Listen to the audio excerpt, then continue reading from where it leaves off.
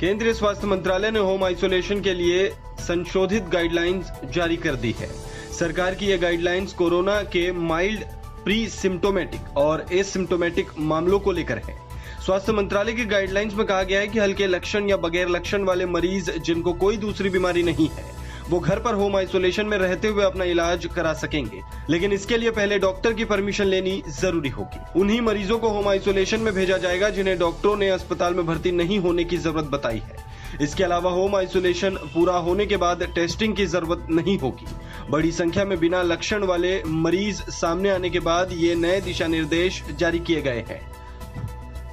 सरकार की ओर से जारी नई गाइडलाइंस में कहा गया है कि यदि होम आइसोलेशन में रह रहे मरीज को सांस लेने में दिक्कत होती है, सीने में दर्द होता है या बोलने में तकलीफ होती है तो उन्हें अस्पताल आना होगा।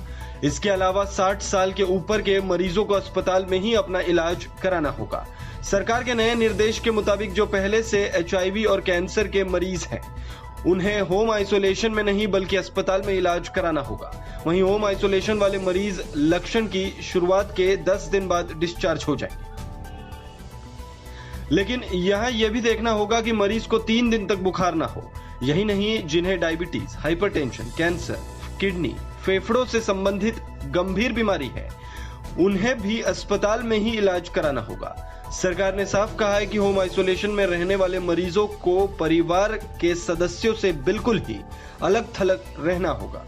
सरकार का साफ कहना है कि होम आइसोलेशन में रहने वाले मरीजों को परिवार के सदस्यों से बिल्कुल ही अलग रहना होगा। मंत्रालय की यह गाइडलाइन उन सभी राज्यों के लिए है जिन्होंने होम आइसोलेशन की इजाजत दी है।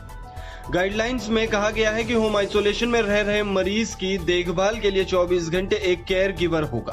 केयर गिवर मरीज के स्वास्थ्य के बारे में अस्पताल और मरीज के बीच सेतु का काम करेगा। केयर गिवर को चिकित्सक के परामर्श के आधार पर तय प्रोटोकॉल के तहत हाइड्रोक्सी क्लोरोक्विन की खुराक लेनी चाहिए।